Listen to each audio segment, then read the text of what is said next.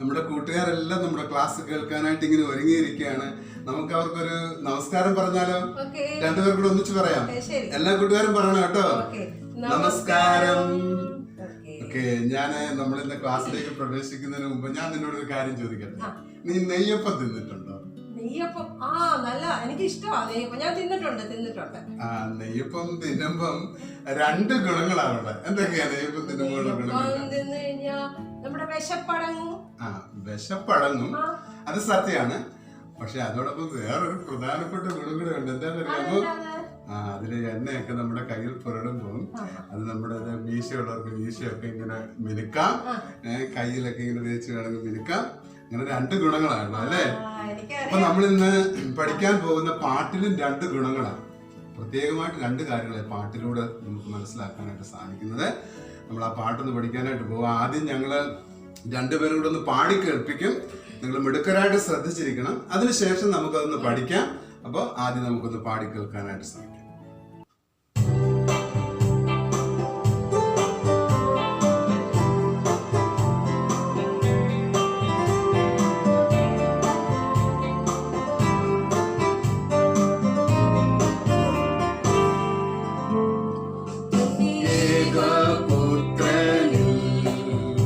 വിശ്വസിക്കുന്നേവനും നാശത്തിങ്കൽ പോകാതെ നിത്യജീവൻ പ്രാപിപ്പാൻ യേശുവിനെ നൽകുവാൻ ദൈവം ലോകത്തെ സ്നേഹിച്ചു തന്റെ ഏകപുത്രനിൽ വിശ്വസിക്കുന്നേവർക്കും നാശത്തിങ്കൽ പോകാതെ നിത്യജീവൻ പ്രാപിപ്പാൻ യേശുവിനെ നൽകുവാൻ ദൈവം ലോകത്തെ സ്നേഹിച്ചു. കൂട്ടുകാരെ, പാട്ട് നിങ്ങൾ കേട്ടപ്പോൾ തന്നെ നിങ്ങൾക്ക് മനസ്സിലായി കാണും എന്താണ് ഈ പാട്ടിന്റെ പ്രത്യേകത എന്നുള്ളത് അല്ലേ? നിങ്ങൾക്കറിയാം, വേദപുസ്തകത്തിൽ വിശുദ്ധ യോഹന്നാൻ എഴുതിയ സുവിശേഷം 3-ാം അധ്യായത്തിന്റെ 16-ാമത്തെ വാക്യത്തിൽ പറഞ്ഞിരിക്കുന്ന ആ വാക്യമാണ് ഈ മനോഹരമായ ഗാനമായിട്ട് നമ്മൾ ക്രമീകരിച്ചിരിക്കുന്നത്. ഇത്ര നല്ലൊരു ഗാനമാണ് അല്ലെ? അപ്പൊ ഈ പാട്ടിൽ പറഞ്ഞിരിക്കുന്ന കാര്യം നിങ്ങൾ ശ്രദ്ധിച്ചേ. ലോകത്തിൽ നമ്മൾ ജീവിക്കുമ്പോൾ നമുക്ക് ദീർഘായുസ്സോടെ ജീവിച്ചിരിക്കാൻ കഴിയുക.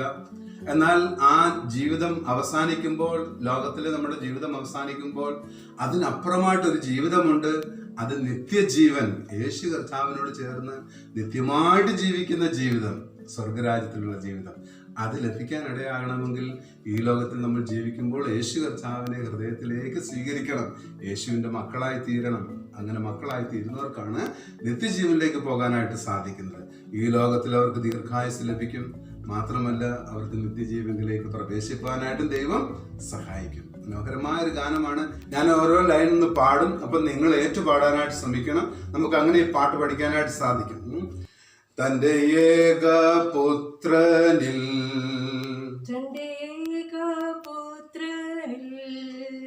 വിശ്വസിക്കുന്നേവർക്കും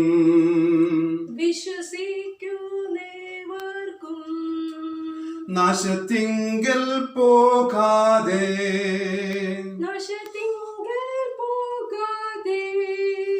നിത്യജീവൻ പ്രാപിപ്പാൻ യേശുവിനെ നൽകുവാൻ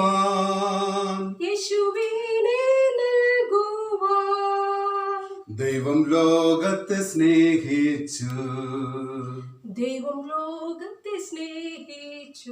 എത്ര നല്ല സന്തോഷം നൽകുന്ന ഒരു കാര്യമല്ലേ?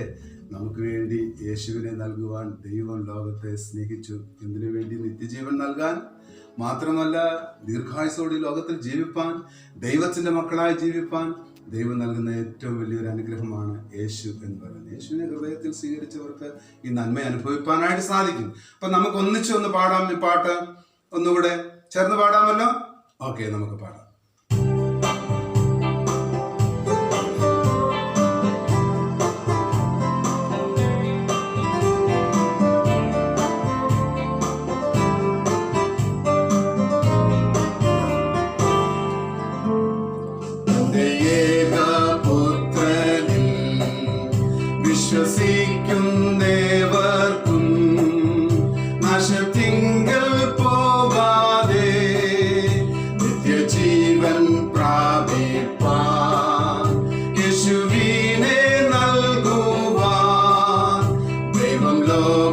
സ്നേഹിച്ചു തന്റെ ഏകപുത്രനിൽ വിശ്വസിക്കുന്നേവർക്കും നാശത്തിങ്കൽ പോകാതെ നിത്യജീവൻ പ്രാപിപ്പാൻ യേശുവിനെ നൽകുവാൻ ദൈവം ലോകത്തെ സ്നേഹിച്ചു.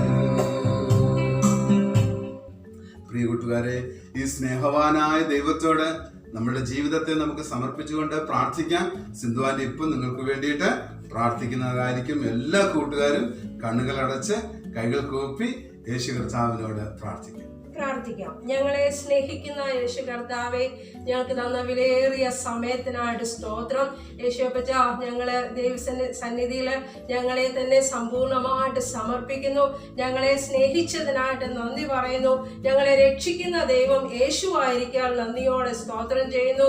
തുടർന്ന് ഞങ്ങൾ പഠിക്കാനിരിക്കുന്ന ഓരോ കാര്യങ്ങളും, ഞങ്ങൾ മനസ്സിലാക്കുന്ന കാര്യങ്ങൾ ഞങ്ങളുടെ ജീവിതത്തിൽ അത് പ്രാവർത്തികമാക്കുവാൻ യേശുപ്പച്ച സഹായിക്കണമേ. ആസെടുക്കുന്ന സാറിനെ നീ അനുഗ്രഹിക്കണമേ എന്ന് പ്രാർത്ഥിക്കുന്നു. കർത്താവേ, ഞങ്ങളുടെ കുഞ്ഞുങ്ങളാകുന്ന ഓരോരുത്തരെയും ഞങ്ങളുടെ കരങ്ങളിലേക്ക് ഏൽപ്പിക്കുന്നു. കുഞ്ഞുങ്ങളെല്ലാം നീ അനുഗ്രഹിച്ചാട്ടെ.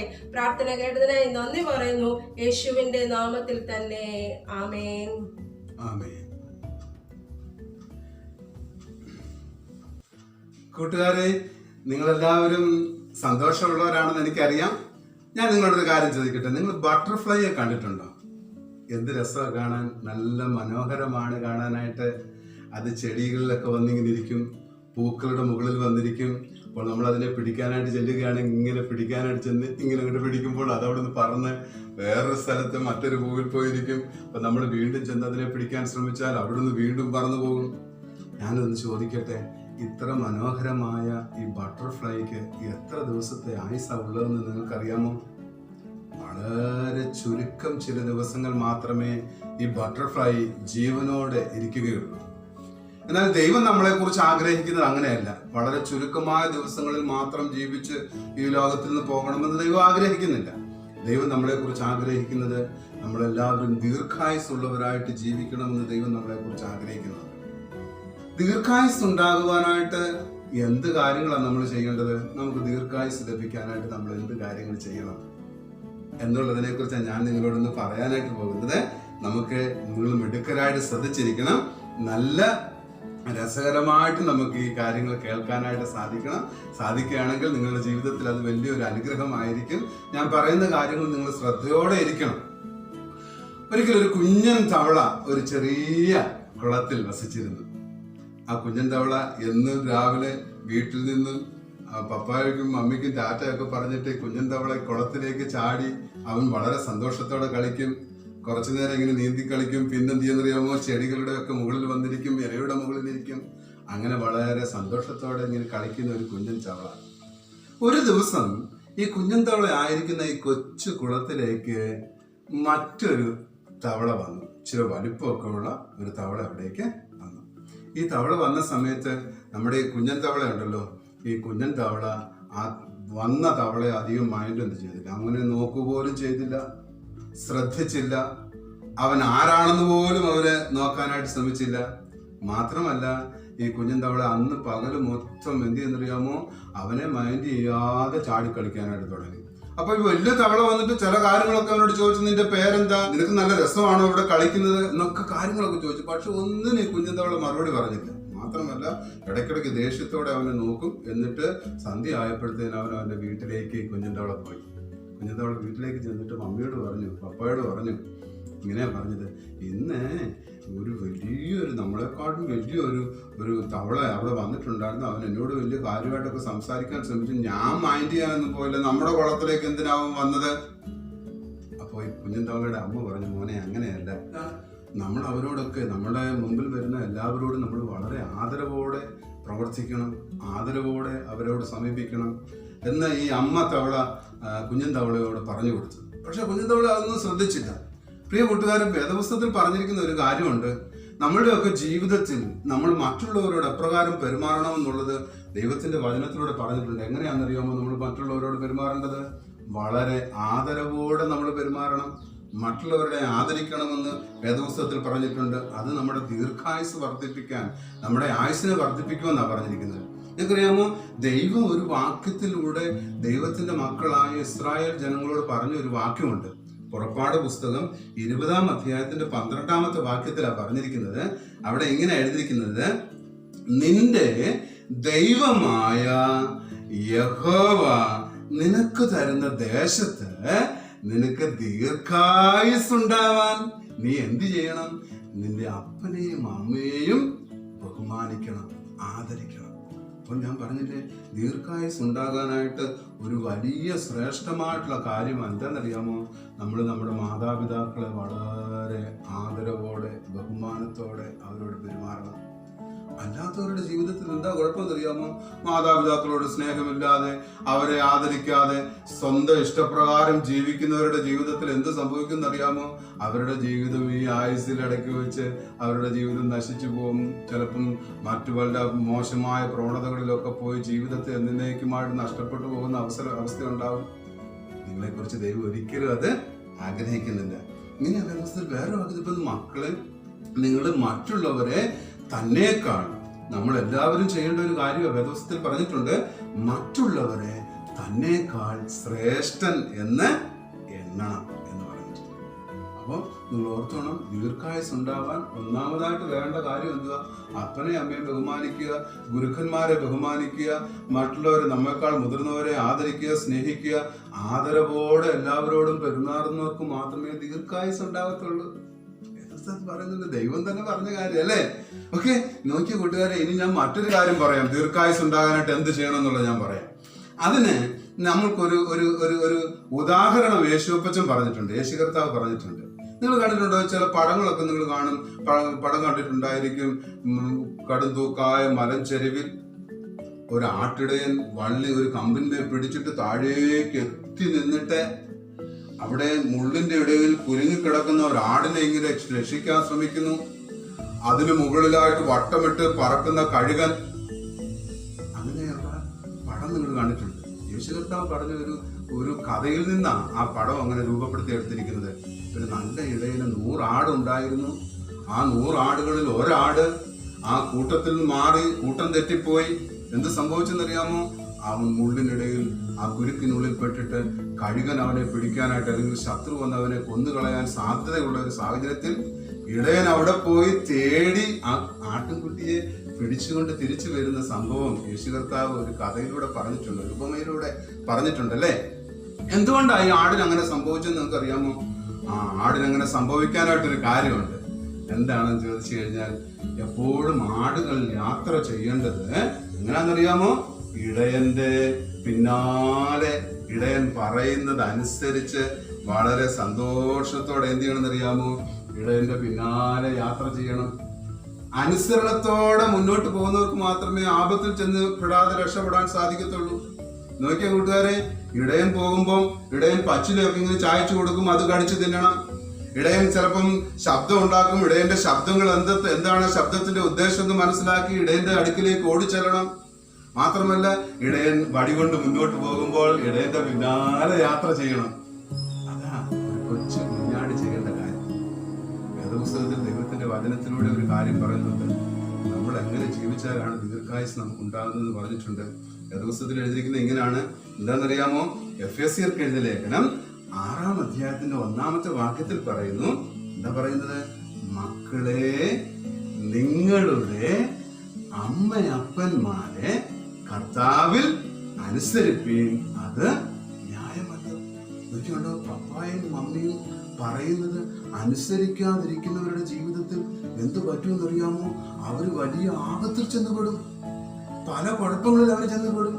ചില കൂട്ടുകാരൊക്കെ എനിക്ക് അറിയാം. ചില കൂട്ടുകാരൊക്കെ അമ്മയും അപ്പനും പറയുന്നത് അനുസരിക്കാതെ അവരെപ്പോഴും മൊബൈലിൽ കളിച്ചുകൊണ്ടിരിക്കുക, മറ്റുള്ളവർ വീട്ടിലേക്ക് കയറി വന്നാൽ അവരോട് ആദരവോടെ പെരുമാറാതിരിക്കുക, ആരെങ്കിലും വന്നാൽ ഒന്ന് എഴുന്നേൽക്കാതിരിക്കുക, ഇഷ്ടമുള്ളതുപോലെ ജീവിക്കുന്ന കൂട്ടുകാരുണ്ട്. അങ്ങനെ ജീവിക്കുന്നവരുടെ ജീവിതത്തിൽ വലിയ ആപത്തിലേക്ക് ചെന്നുപെടും. ഒരു വാക്യം കൂടി ഞാനൊന്ന് പറയട്ടെ, നിങ്ങൾ ശ്രദ്ധിക്കാമോ? സദൃശ്യവാക്യങ്ങൾ 30-ാം അധ്യായത്തിന്റെ 17-ാമത്തെ വാക്യത്തിൽ എന്താ പറഞ്ഞിരിക്കുന്നത് അറിയാമോ? അവിടെ പറഞ്ഞിരിക്കുന്നത്, നോക്കിയ കൂട്ടുകാരെ, വളരെ സങ്കടമുള്ള ഒരു കാര്യമാണ്.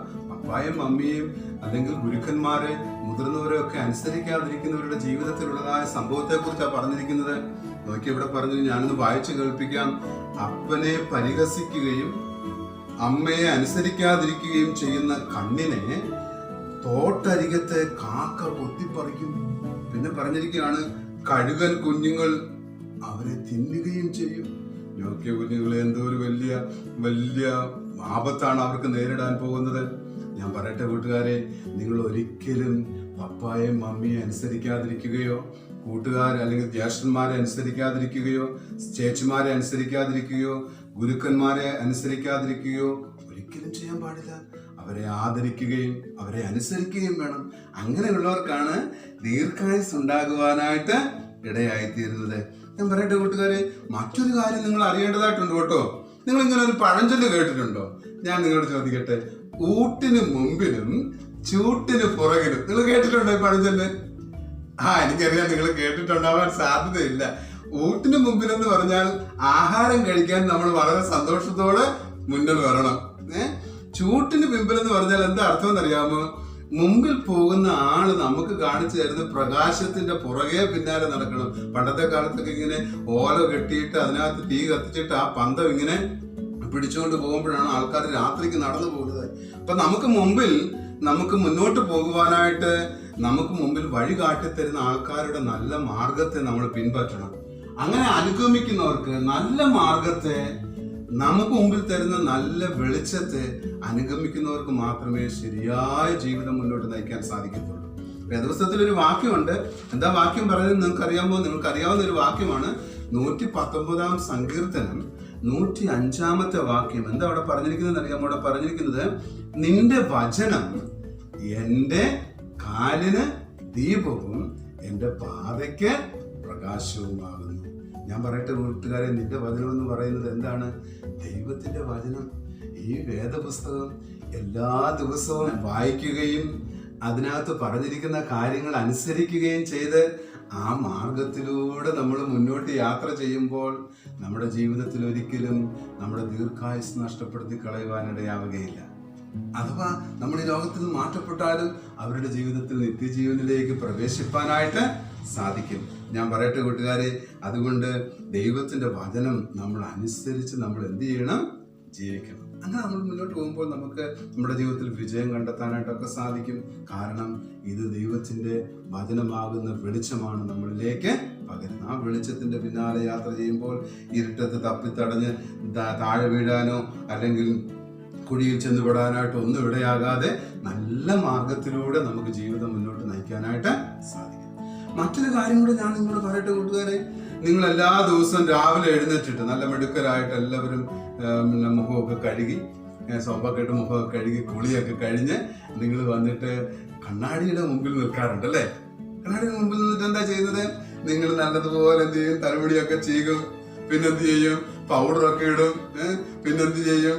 നല്ല ഉടുപ്പൊക്കെ ഇടും, നല്ല പാൻറ്റൊക്കെ ഇടും, അല്ലെങ്കിൽ നല്ല ചുരിദാറൊക്കെ ഇടും. ഇതിനു വേണ്ടിയിട്ടാ നമുക്ക് നമ്മളോട് തന്നെ ഒരു സ്നേഹമുണ്ടല്ലേ, എൻ്റെ ശരീരം നല്ലതായിട്ടിരിക്കണം എന്നുള്ള വളരെ ആഗ്രഹത്തോടാണ് നമ്മൾ എന്ത് ചെയ്യുന്നത്? നമ്മൾ ഈ കാര്യങ്ങളൊക്കെ ചെയ്യുന്നത്. അപ്പോൾ നമ്മൾ ലോകത്തിൽ ദീർഘായുസ്സോടെ ഇരിക്കാനായിട്ട് നമ്മുടെ ജീവിതത്തിൽ ഉണ്ടാകേണ്ട മറ്റൊരു പ്രധാനപ്പെട്ട കാര്യം എന്താണെന്നറിയാമോ? ഇവിടെ പറഞ്ഞിരിക്കുന്നത്, നിങ്ങൾ എന്ത് ചെയ്യണം? അന്യോന്യം സ്നേഹിക്കണം അല്ലേ? അന്യോന്യം സ്നേഹിക്കണം. അപ്പൊ നിങ്ങൾ നോക്കിയേ, അന്യോന്യം സ്നേഹിക്കുക എന്ന് പറഞ്ഞു കഴിഞ്ഞാൽ വേദപുസ്തകത്തിൽ എഴുതിക്കുന്നത് എങ്ങനെയാണ്? ഞാൻ ആ വാക്യം യേശു കർത്താവ് പറഞ്ഞത് കാര്യം ഒന്ന് വായിച്ചു കേൾപ്പിക്കുക. എങ്ങനെയാണ് എഴുതിയിരിക്കുന്നത്?